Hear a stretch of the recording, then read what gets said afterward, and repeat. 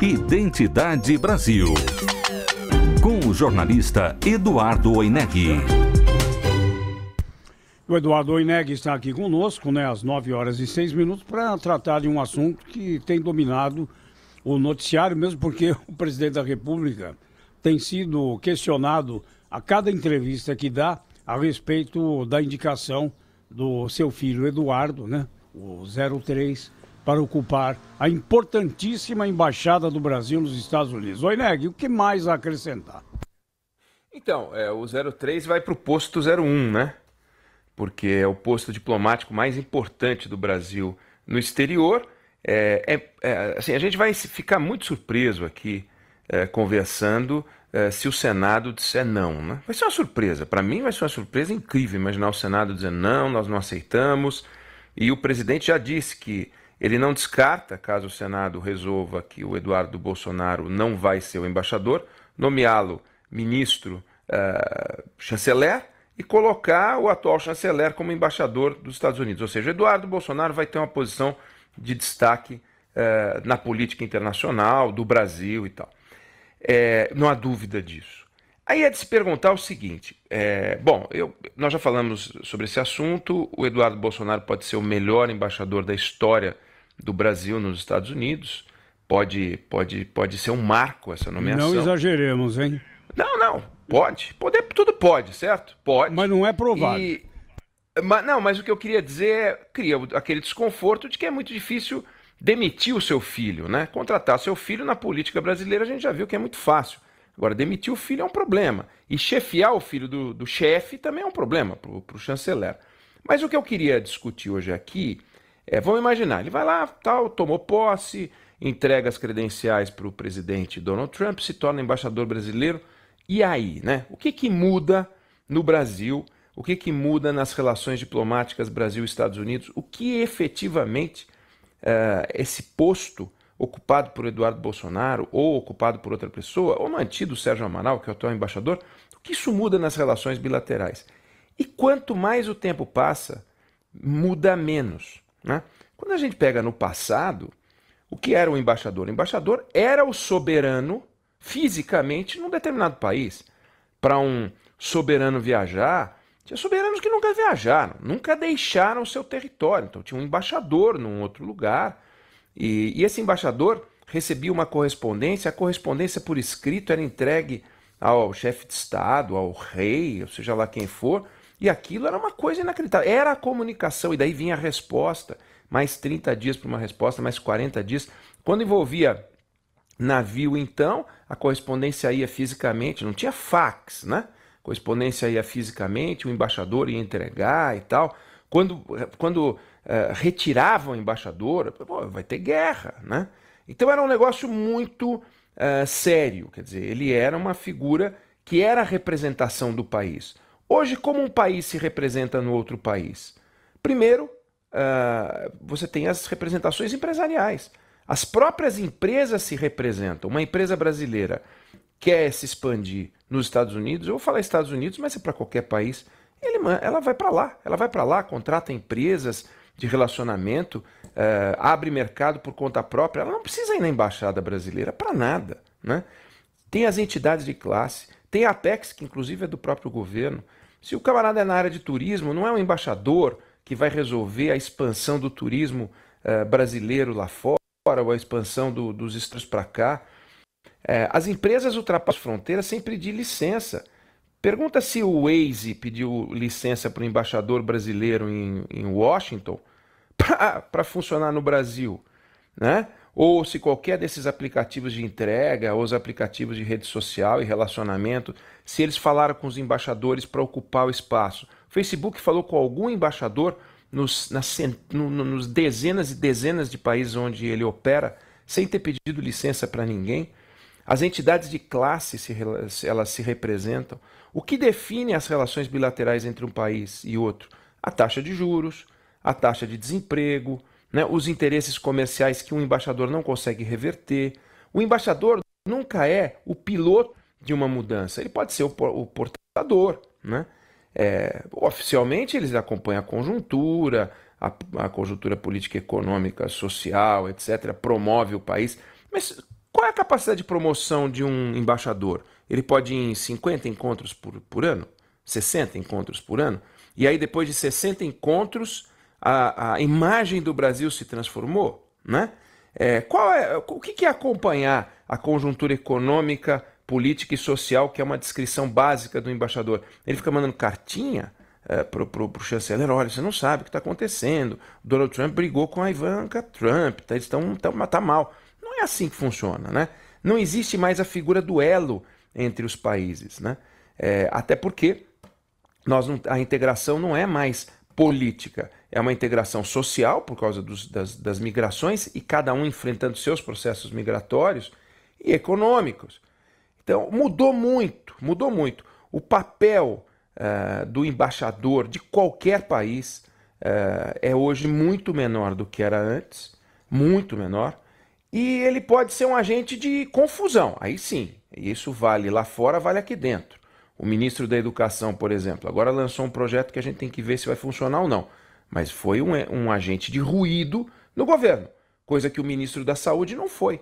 Então o ministro da Saúde não criou problema, o ministro da Educação criou problema. O embaixador pode criar problema.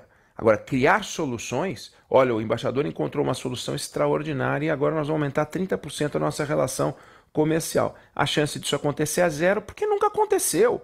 Porque ele não tem as ferramentas. Não é que o Eduardo Bolsonaro não tem as ferramentas. O embaixador não dispõe dessas ferramentas. Mudou muito, a relação é completamente diferente. Então a gente não pode criar expectativa de que ele vá ser um embaixador, eu falei em teoria, né, pode ser um embaixador inesquecível, extraordinário.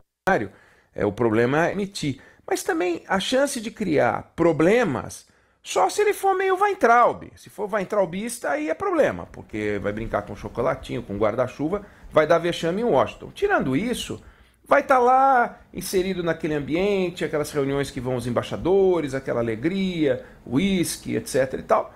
E estamos promovendo a imagem do Brasil. Não vai mudar nada na imagem do Brasil, não vai piorar a imagem do Brasil se ele não cometer nenhum erro de conduta, e também não vai aumentar as relações bilaterais por causa dessa nomeação. O que vai é esse conjunto de coisas. As empresas têm que continuar a se representar, as relações mudaram muito entre os países. Ô Ineg, a gente costuma comparar, né, os estados, a administração dos estados com empresas em algumas oportunidades. E de uns tempos para cá, quem acompanha aí essas empresas familiares principalmente, começa a perceber que aquela história do pai que era o dono da empresa, já colocar o filho como seu sucessor automático, não funciona mais, porque a administração da empresa, os administradores, os sócios, eles querem alguém que tenha capacidade ali para substituir o comando da empresa. E muitas vezes, né, os filhos, eles entram lá embaixo no chão da fábrica e vão subindo até chegarem a... Aprender tudo, né? Até chegarem à presidência, talvez, ou não se tornarão presidentes e alguém que não é da família acaba assumindo o controle do grupo. Esse conceito, né, de premiar o filho sem a meritocracia, que vem do absolutismo, está presente nesse caso específico da indicação? Olha só o que o Bolsonaro disse ontem, na transmissão na internet que ele faz toda quinta-feira. Está preparado sim para ser o nosso representante, um bom cartão de visita e fazer bons relacionamentos nos Estados Unidos, tá? Então, se não vai votar, lamento, me desculpa, tá certo? A minha intenção é indicá-lo. Então, eu não quero polemizar esse assunto. Lógico que é filho meu, pretendo beneficiar o filho meu, sim, pretendo. Se eu puder dar um filé mignon ao meu filho, eu dou, mas não tem nada a ver com filé mignon essa história aí, nada a ver. Realmente nós aprofundarmos um relacionamento com um país que é a maior potência econômica e militar do mundo. Aliás, filé mignon ou hambúrguer, hein, Oneg? Acho que filé mignon, né? Pois é, filé mais mignon chique. pro pai, hambúrguer pro filho. Bom, a parte final da frase de aprofundar as relações nós já tratamos. Não será um embaixador, mas não é uma limitação do Eduardo Bolsonaro. Nenhum embaixador pode fazer isso. Zero. Não há a menor possibilidade de um embaixador fazer isso. Senão, esse camarada é um super-homem. Quanto ao filhotismo, né? Nós estamos falando de nepotismo. Não é nepotismo por razões legais. Definitivamente não é nepotismo, mas é um filhotismo. É botar o filho para uma função nobre e vou beneficiar meu filho. Nas empresas, eu adoro uma empresa familiar, eu tenho admiração por uma empresa familiar, porque a empresa familiar, ela se preocupa com o amanhã. Aquela empresa que não é familiar e que tem os executivos, muitas vezes estão preocupados com o bônus do final do ano e dane-se a decisão de amanhã. Mas, em geral, qual é a diferença entre a empresa familiar e o governo, né? A empresa familiar, se eles errarem nas decisões, a empresa quebra, né? Quebra. Quem perde é o dono, quem perde é a família. Aí sim, você tem um prejuízo numa decisão equivocada. No Estado, no governo, quem quebra não é o governo, porque o governo não quebra. Quem quebra somos nós, os contribuintes. Nós somos a empresa familiar chamada Brasil, financiando. Nós somos os acionistas dessa empresa familiar chamada Brasil, e a gente financia esses executivos todos aí, né? O presidente da República, os senadores, estou chamando de executivos como símbolos de gestores da coisa pública. É a gente que financia essa gente. Eles vão lá e fazem essas coisas. Vamos combinar. O Jair Bolsonaro não inventou nada. Só que ele falou que ia fazer um negócio chamado nova política. E nova política é quando é o filho dele. A velha política é quando é o filho do Edson Lobão, né? Aí tudo bem. Vamos combinar que essa é a diferença. Mas que ele não está inventando nada, não está. O Rodrigo Maia deu uma entrevista dizendo: eu não colocaria o meu filho. Sim, mas na própria entrevista ele falou: mas meu pai colocou, né? O pai dele colocou. E só o pai dele colocou. Se a gente sair procurando políticos que colocaram seus filhos em cargos... Quem atira a primeira pedra, né? Não dá para dizer, não, mas o Jair Bolsonaro está colocando... Ninguém nunca colocou em Washington. Tá bom, então ninguém nunca colocou em Washington. Mas vem cá, em Brasília, na Assembleia de São Paulo, no governo paulista, nunca aconteceu. Nós estamos vendo um negócio que a gente fala: nossa, nós estamos chocados, tem um presidente da República, um político que está empregando o filho num cargo bacana. Para, né? Também não. Mas a cobrança aí, ele se apresentou como o político diferente. Aí é que tá. É a nova política? É a nova política. Qual que é a nova política neste caso? É colocar o meu filho. Porque o meu filho é mais bacana que o filho do Edson Lobão. Aí tudo bem. Então, o filho do Sarney, o Zequinha, é pior que o meu filho. É esse a nova política? Nova política é o meu filho, a velha política é o filho do Sarney. Aí é esquisito. Então não é legal para o discurso dele. Não é.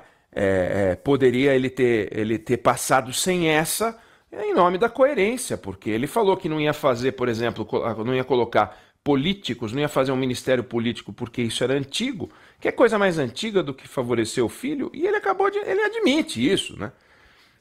O ponto que eu queria trazer é que não se acredite, que ninguém acredite, que o ouvinte não acredite que este cargo tem qualquer poder de transformar as relações bilaterais de qualquer país, com qualquer país. Então essa história de que eu vou intensificar as relações botando meu filho, pode botar o filho dele, pode botar o filho de outro, pode deixar o embaixador que está. As relações entre o Brasil e os Estados Unidos, assim como as relações entre o Brasil e a Argentina e todos os outros países, Brasil e a China. Imagina no Brasil e a China, você põe o embaixador lá e muda tudo. Não é isso.